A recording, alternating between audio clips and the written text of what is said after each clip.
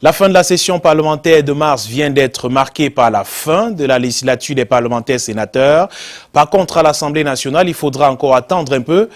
Prétexte pour nous ce soir d'aller à la rencontre des élus de la Chambre basse du Parlement pour en savoir davantage sur l'épineux sujet des micro-projets parlementaires. Entre doutes, refoulement et le désormais refus de ces micro-projets.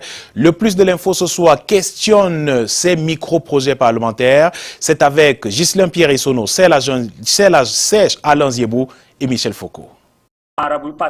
Les coquilles d'escargot, ce qui est important. Ce vrai faux député a beaucoup d'appétit pour le sommeil, bien qu'en scène. Réveillez le député. Monsieur le député, vous avez une minute et puis vous dormez pendant 45. Sans doute, du fait du poids de la charge, non pas législative, mais sociale. Ça fait 30 ans que je suis député. Je suis partout. Je donne le riz, je donne les allumettes, je partage les pagnes. Dans des villages où il n'y a pas de route. Partout je partage. La vie du député camerounais n'en est pas si éloignée. D'ailleurs, la République a prévu pour cela de financer annuellement à hauteur de 8 millions de francs CFA les micro-projets parlementaires. Une espèce de contribution financière au développement local. Ce que l'on croyait cependant solution s'est avéré problème au fil des ans. Ces micro-projets amènent une confusion entre le rôle du député et le rôle du maire dans une circonscription. Le problème de ces micro-projets est plus un problème qu'une solution pour les députés. Que pouvez-vous faire avec 8 millions de francs CFA? Citoyens de la région de l'Ouest ou celle de l'Est, à chacun son jugement et sa soif dans cet accueil des micro-projets. Il savourerait que il y a quand même de petites actions qu'il mène, parce que c'est très insignifiant.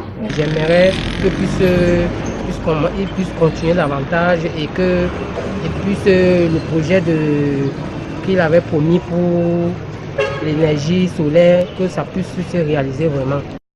Des images d'engins garés, des immeubles non achevés et autres chantiers abandonnés ne sont pas rares. On attend monsieur le député. Allusion faite aux 40 millions de francs CFA des micro-projets qu'il perçoit par législature. Monsieur le député va très souvent au front face aux autorités administratives et municipales locales. Et cela a fini par galvauder leur rôle naturel. Quand on regarde aujourd'hui le rôle d'un parlementaire, on se rend bien compte que c'est plus une fonction à charge, une fonction de charge que d'avantage. Ma proposition est que cet argent doit être inclus dans le budget par l'État et exécuté par le gouvernement. Un député sur 10 seulement dispose d'un cabinet parlementaire.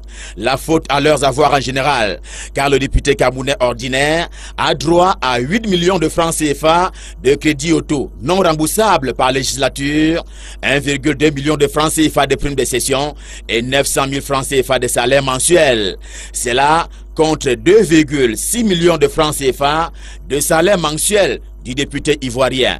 Au-delà de ces paliers dans les avoirs, le député camerounais ne justifie pas toujours l'argent ainsi débloqué selon cet expert des questions électorales. Le postulat de départ était, comme ils n'ont pas à faire, ou alors comme on ne va pas les occuper suffisamment, il faut qu'on leur donne un peu de moyens pour aller asseoir cette logique, cette dynamique de clientélisme local à la réalité en l'air parti. Donc on n'a pas au départ une véritable volonté de voir exécuter des micro-projets. Il y a donc violence sur l'argent, mais aussi un conflit latent naissant entre le contrôleur de l'action gouvernementale, devenu lui-même maître d'œuvre et d'ouvrage des travaux publics. Un mélange de genres qui nourrit une relation incestueuse entre l'exécutif et le législatif. On met donc le député dans un tribunal finalement où les populations ont l'impression que le député reçoit beaucoup d'argent pour venir leur construire des hôpitaux, leur construire des salles de classe, équiper celles-ci en bancs et autres. Cela continue à nous maintenir dans une mission qui n'est pas la nôtre, c'est d'assistance sociale. Parce que au quotidien, le député reçoit des gens chez lui qui posent pas de problème en termes d'intervention, or ça c'est notre rôle, pas de problème en termes de doléances liées au développement de la localité, or ça c'est notre rôle, mais plutôt en termes de résolution des questions personnelles. Le financement des micro-projets parlementaires s'avère alors un cadeau empoisonné pour les élus de la nation. Et pour compenser cette oisivité souhaitée et voulue du député, on a trouvé d'autres activités qu'on devrait pouvoir lui donner qui l'obligent à être ailleurs, notamment. Manifestement, l'argent des micro-projets, les élus de la nation n'en veulent plus. Cela n'arrive pas tous les jours au Cameroun. Cette note à l'étranger, en Égypte, Abdel Fattah al-Sisi a été réélu sans surprise à la tête de l'Égypte pour un second mandat. Il a remporté la présidentielle avec 97% des voix, avec un taux de participation des électeurs à hauteur de plus de 41%. Rappelons que face à lui se trouvait Moussa avec qui a obtenu 3% des voix seulement à ce scrutin.